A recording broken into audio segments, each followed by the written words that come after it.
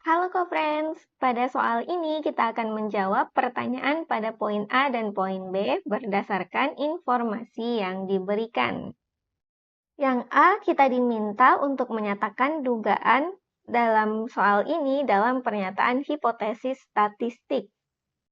Untuk yang A, di sini kita perlu ingat beberapa bentuk umum hipotesis untuk satu populasi. Kita punya 3 bentuk umum seperti ini, yang mana kita lihat di sini bahwa berdasarkan literatur diduga rata-rata tingkat curah hujan di daerah tersebut lebih dari 70 mm.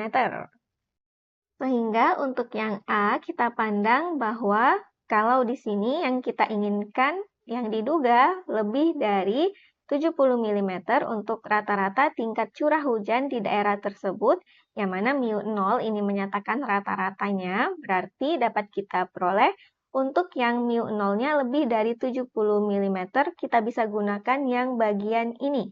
Sehingga H1-nya adalah mu lebih dari μ0 dengan μ0-nya adalah 70 mm.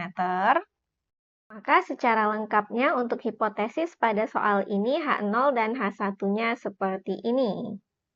Selanjutnya untuk yang B, untuk tingkat signifikansi 5%, kita akan menentukan apakah benar pernyataan literatur tersebut. Berarti ada kaitannya dengan uji hipotesis, yang mana untuk hipotesis yang seperti ini, karena kalau kita lihat di sini yang diamati dari 100 laporan kejadian hujannya ini secara acak, berarti dapat kita katakan ini adalah simpangan baku serta rata-rata tingkat curah hujannya untuk sampelnya. Bukan untuk populasi secara umum, berarti kalau simpangan baku dari populasinya tidak diketahui, maka yang kita gunakan di sini terkait nilai dari T-nya, yang mana kalau T lebih dari T alfa, maka tolak H0, dan kalau T-nya kurang dari T alfa, maka H0-nya diterima. Yang mana alfanya di sini menunjukkan tingkat signifikansinya, berarti dapat kita katakan alfanya di sini adalah 5%.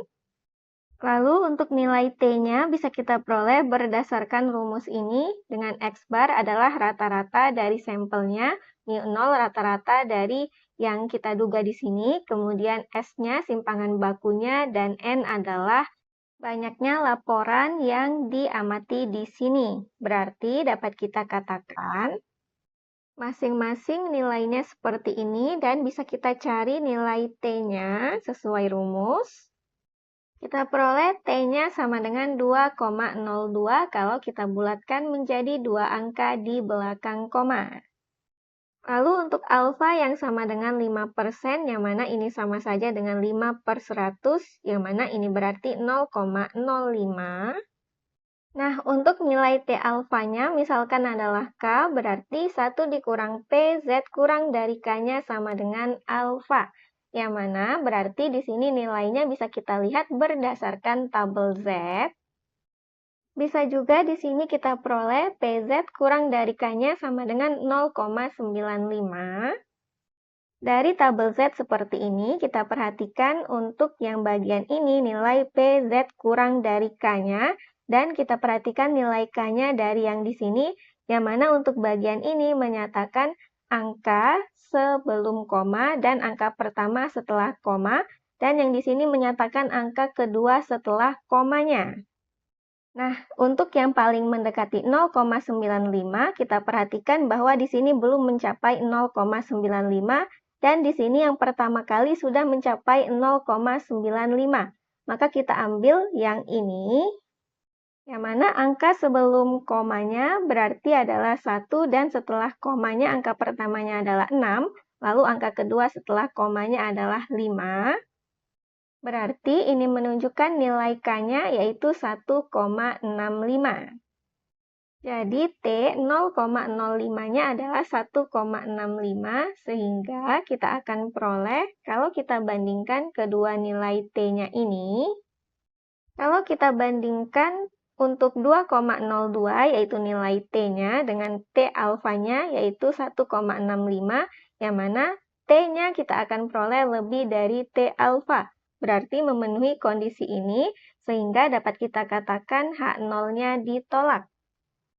Dapat kita katakan juga berarti H1-nya diterima yang artinya mu-nya benar lebih dari 70 mm. Sehingga pernyataan literatur ini yang menyatakan curah hujan di daerah tersebut rata-rata adalah 70 mm, ini berarti adalah pernyataan yang benar. Demikian untuk soal ini dan sampai jumpa di soal berikutnya.